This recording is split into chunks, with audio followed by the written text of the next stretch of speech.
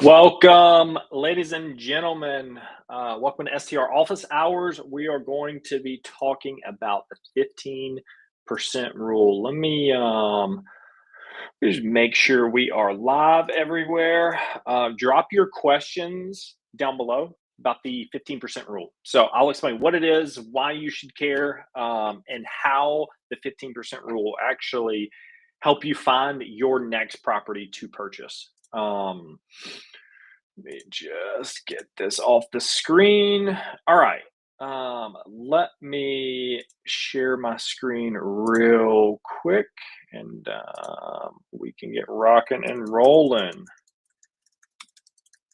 15% rule. So it is something that I've been talking about for a little while, but I really wanted to nail it home of like what the 15% rule is, how to use it, how to calculate it within 30 seconds, and how this can help you purchase your next Airbnb investment. So without further ado, let's get rocking and rolling. Scott, yes, is live working. Can you see this, Caleb? Yes, I can. Scott, appreciate you jumping on.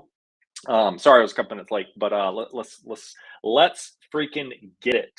So the 15% rule. I've actually got an example here today of a property that I think is a pretty dang good investment. It is right at the 15% rule, and I'll explain why I would purchase this property, and then kind of the thought process on how it all works. So let me kind of share my screen with everybody. All right, this is probably way too small, but we'll do kind of the 15% rule, what it means, how to calculate it, and some live examples on that. So the 15% rule. So this property actually hit our investment portal this week on is this a good investment, right? It checked a lot of the boxes, but a couple things I wanted to kind of point out here. So I'm going to go through this property specifically, why it could meet the 15% rule, why immediately it wouldn't, but I'll show you how it does and kind of go from there. So this property, great looking property, right? Oh man, my barking in the background. Hopefully you guys can't hear that. All right, so this property right here, good looking property, decently renovated. Could definitely use some TLC, like huge, great room. The potential is definitely here. This is so just to kind of I want to give everybody an idea of like what the place looks like. This pool needs definitely some work, but you shock that bad boy. It's this is why I really think this property is a solid investment.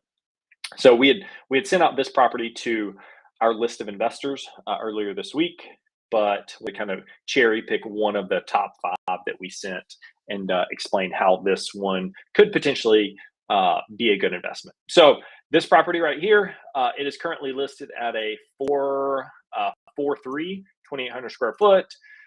So if you go into AirDNA, data provider that you can put in an address and it spits out how much revenue it could produce. So this one right here, 4.3, I went ahead and did the hard work. It is, could probably sleep 8 guests, 8-10, I would say. Looks like the revenue doesn't change from 8 to 10.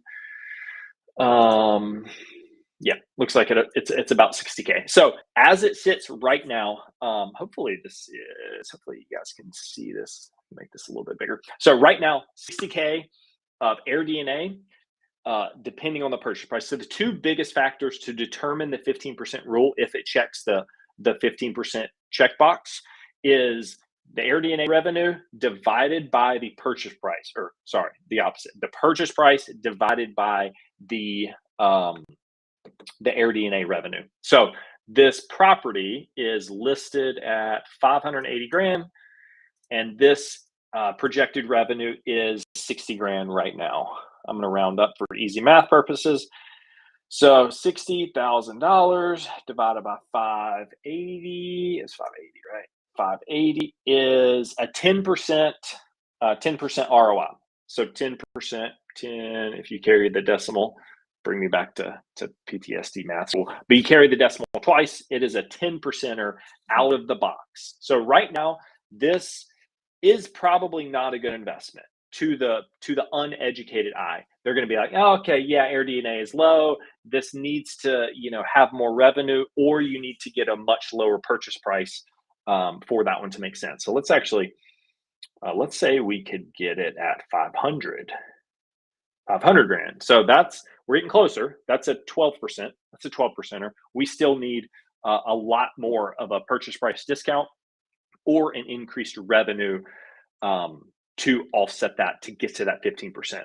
So I think right now with the purchase and the marketing, the market how it is, you can definitely negotiate. We helped a client get probably, I can't remember, 60 or 70 grand off the purchase price a couple weeks ago. So if you want to negotiate and you're sitting on the sidelines, this is the time to negotiate. Yes, interest rates are high, but purchase prices are coming down. You got to think when interest rates come down, purchase prices are going to inflate. So this is right now, this is a 10%er just out of the box. Now, I think the easier thing to do here is you can definitely negotiate the purchase price, but I think controlling the revenue and upping the revenue with amenities, design, things like that, that is an easier thing to get this over that 15% rule.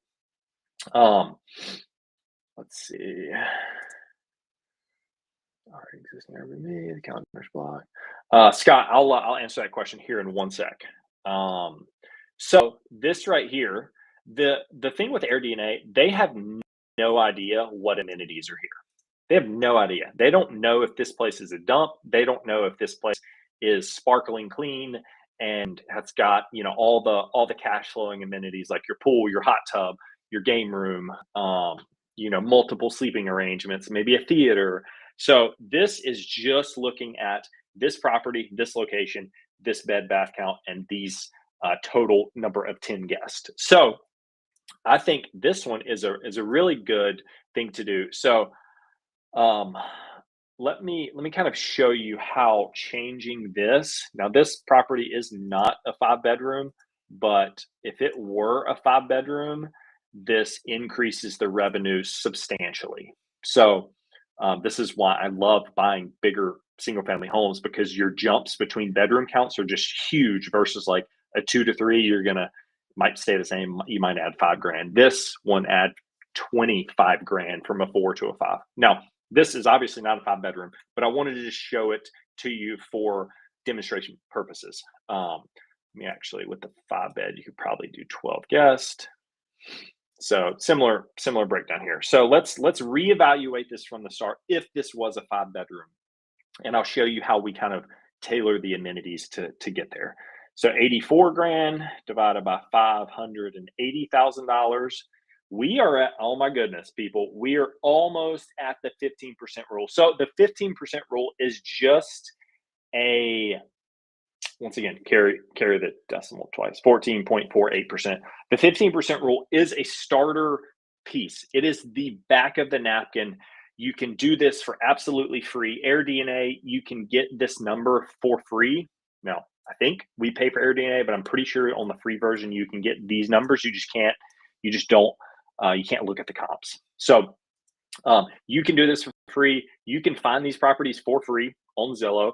It will take you a long time to sift through the crap to find the diamonds. We built a software that runs thousands of properties in seconds and then populates the best ones to the top. So we can only focus on the 5 or 10 best ones and find the 2 or 3 that really make sense. So if you want more info, just shoot me in offline. But this one, so let's say we get this to 5-bedroom. That's when it's like, okay, dude, yes, 14%, like 15%. That one is a good deal. I honestly think with this at a 4-bedroom, let's move it back down to 10 guests, depending on the sleeping arrangements, of course. So we're at roughly 60K. Now, the creative thing that I really like to do here is, man, you've got so much space. I mean, this thing's almost 3,000 square foot. almost 3,000 square foot. And I mean, you've got a ton of outdoor amenities, like a ton of spaces. It's 3 full baths as well, not like 2.5, 2. Um, nice open bedrooms. I think this is the primary, if I'm not mistaken, with this little thing. But the moneymaker, this right here, I mean, this is a huge, huge value add. Now, if you're selling this property, this is not a bedroom. I could be wrong, but I'm pretty sure they wouldn't classify this as a bedroom. Once again, I haven't seen the property, but this photo right here, you can add a theater. You make this a game room. You could do both. You could do a hybrid. You could have a little office section over here, along with maybe black out that window, put a little projection screen down, make this a theater room, and also add like a sleeping arrangement up here, so you can have the kids sleep up here. This is something that will never be a 5 bedroom on paper from a real estate perspective if you're selling the property. Now, if you rent the property on Airbnb, you could hypothetically, do as many sleeping arrangements as you want. Obviously there's a level of like risk and septic and Versity. There's all these regulations. I would not do the whole jam as many people into a house as possible, especially if it's on septic. That's just a liability waiting to happen. Please, please, please do not do that. If you're on city water, city sewer, that's a different story. But make sure you're doing your due diligence on these houses. The second aspect is this bad boy right here. So, as you guys know, the property that I purchased has a pool. Pool is going to add probably 10 to 15, sometimes 20 grand of gross revenue. So, even at this 4 bedroom, this 60 turns into like 75, 80 with this bad boy. You add actually they have a hot tub here already. Who knows if that conveys? Who knows if you buy it, that'll come with it. You even got a little basketball court, a little hooper hoop here. But that is where the 60 grand goes to like 75, 80. If you are really, really good, you could honestly push this thing to 90 to 100. I think our pool hot tub right now is projected to do about 6 figures, um, which is freaking crazy. It did like 70 last year, so we're able to add like 30 grand a year. So that's kind of the creative aspect to these houses. That if you're just looking at the house and you don't factor in these different equations with the bonus room, the pool, the hot tub, the added amenities, I mean, this one quickly becomes, with the right manager, a freaking slam dunk property. Now, obviously, it does need a little work. Outdoors, fairly easy. You got to furnish the place. Make the design solid. It doesn't look like it needs much like renovation work. It's mainly just touch up stuff. I mean, the kitchen looks fairly good. You got an open little concept here. There's really not much to do. Just make it a little newer. These like wood trims and all that. Complete separate training for all that. But hopefully that kind of explains the 15% rule and how you can adjust the numbers to make it make sense. Scott, let me read your question.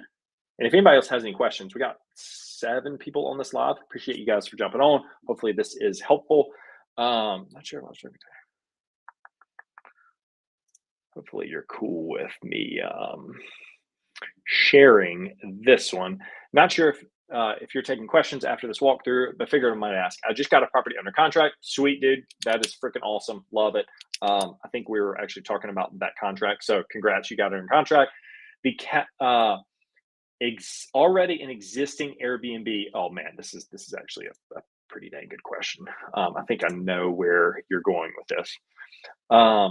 The calendar is blocked. Okay, great. That was the number one question I was going to ask. Calendar is blocked. Do I have to wait until the property is deactivated before I can begin my new one? Besides organizing my team, what steps would be taken today if closing is in a couple weeks, appraisal and inspection are complete? Sick, dude. I'm assuming the appraisal and inspection came back well. There's not an appraisal gap. Maybe there is. I don't know. But Scott, great freaking question. So I will answer this in a couple parts. So One, you're taking action. That is the hardest thing to get off the sideline and go from 0 to 1. So, sick, dude. That's freaking awesome. Existing, okay. So you got the question here is what to do with an existing Airbnb that is already under somebody else's account versus the one that you're going to create. So, man, how do I want to package this?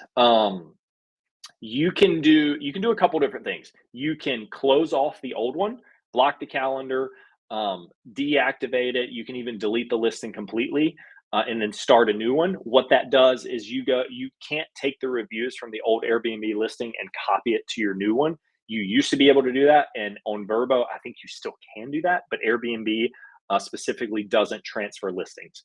Now, creative way to do this is you can like buy this Airbnb account and then like it would be out of the purchase. It would just be separate.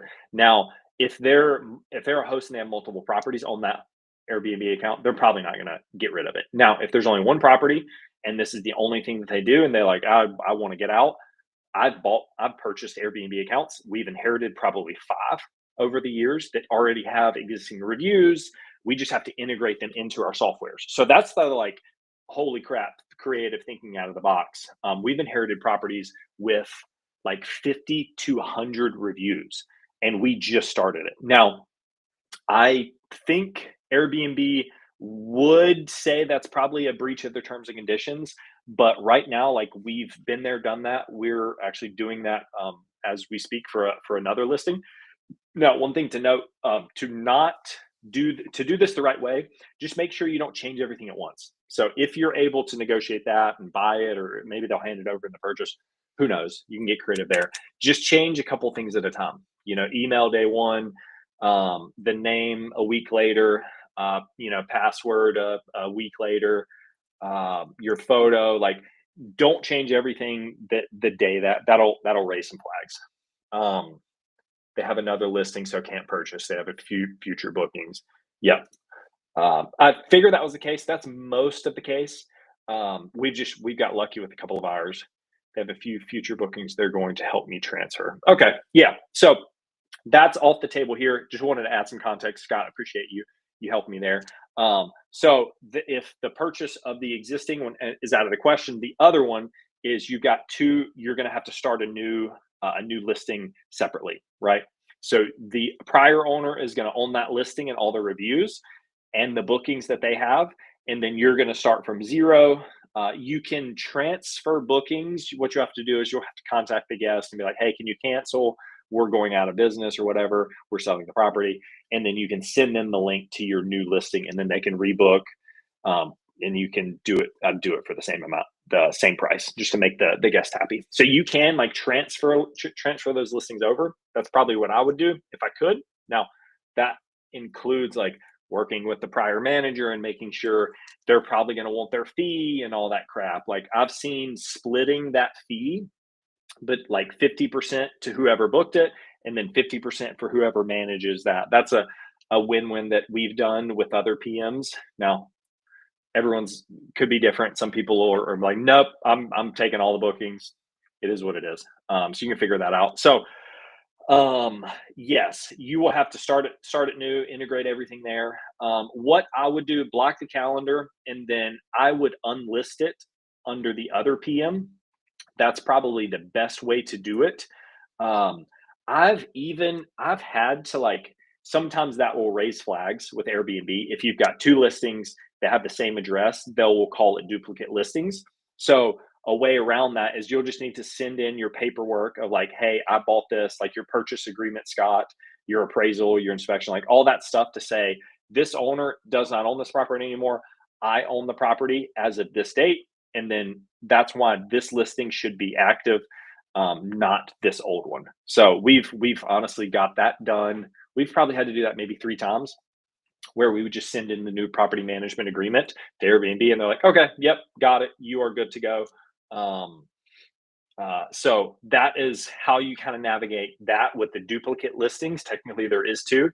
I've had properties where we would have 2 listings and nothing would get flagged. And it's just like, this one's live, this one's unlisted, and you're good to go. And we never hear from it. it's usually, I don't know, I'd probably say maybe 25 to 50% of the time it gets flagged as a duplicate listing. So, yeah, hopefully that helps. Let's think, is there any kind of follow-up questions to that, Scott? And I'll think if there's anything else to really think through. If you are on like an API integrated property management software where like you're handling payments through Stripe or some of these other ones, there is a level of integration to do, which usually takes a week to 2 weeks to get everything kind of moved over. That's a delay that could happen. I think you'll probably be on Hospitable, which still uses Verbo's payment method, so that won't you won't have any delays there, which is great. So that's really all that you should need to think about in this process. I know it's a lot of moving pieces, working with the other PM and getting everything set up. Like one thing that I probably would is see if you can purchase their photos if they're good. Like if they already have professional photos, they're not going to need them. Usually a couple $100. You're like, hey, can I Venmo you for the photos, $100. Sometimes they'll give it to you for free. So get all of like the marketing, the copy. I would download all the prior reviews and throw it in a chat GPT and say, hey, what are guests complaining about? Where are some opportunities? That's something that we do whenever we inherit listings, just to summarize what goes well at the property and what doesn't go well. Like if you constantly have cleanliness complaints, you probably not going to want to use that same cleaner. But if you have sparkling cleaning reviews and they're like, oh my God, like everything was perfect, the supplies, the amenities, everything was good to go, then you might want to keep that cleaner. So if there's like something over and over again and you can see a trend happening where guests are complaining, like a comment on, oh, there's not enough kitchen supplies. While I'm in contract with that new property, I'm buying kitchen supplies. I'm already ordering that stuff. So as soon as I take the first reservation on mine, those issues are already fixed. I'm thinking about drafting a new listing, calling Airbnb right before clicking go live to give them info paperwork, using the previous owner photos before retaking my own, and then clicking go live right after I leave the closing table. I honestly, if you can, so this is, I'm glad you asked this, man. If you can get the photos beforehand, dude, you've got a 30-day lead time that if you can get all the marketing and all that done, like at the beginning of your under contract phase and your due diligence phase, dude, I would go ahead and go live immediately and just block the calendar until you have, like, let's say your closing date is next month on the 1st. So April, May 1. Let's say your closing date is May 1. You've got 3 weeks of booking lead time. Now, closings gets pushed back, things get delayed. I wouldn't do it for the exact date that you're closing. Just give yourself and your loan officer and all that some leeway room to get that in the future. But let's say May 1, I would probably do it for like May 7th or May 10th to give you, a week or so when things screw up. So that way you're not taking a reservation and you're not actually owning that property. So that completely rides on getting the photos from the prior owner, because you're probably not going to be able to take your own photos at the property. I mean, maybe you could negotiate that. Hey, let me get new photos during inspection. Maybe just not tell them and send a photographer out there during the inspection or walkthrough or whatever. So, man, there's so many freaking creative ways. I love this stuff. This is chess, not checkers. Like there's so many ways to do this and kind of get ahead. It's just strategically thinking through all the different scenarios. Cool, man. Appreciate it, Scott. Thanks for jumping on. All right, let's wrap this thing up. Thank you for watching. We still got a decent amount of people in here. Thanks for watching. Hopefully the 15% rule has helped you guys. Go out. I mean, honestly, somebody buy this bad boy. Somebody buy this. Like I will help you purchase this, even if you use our management or not. Like this thing, this is a beast. If I had the cash right now, I would buy this bad boy.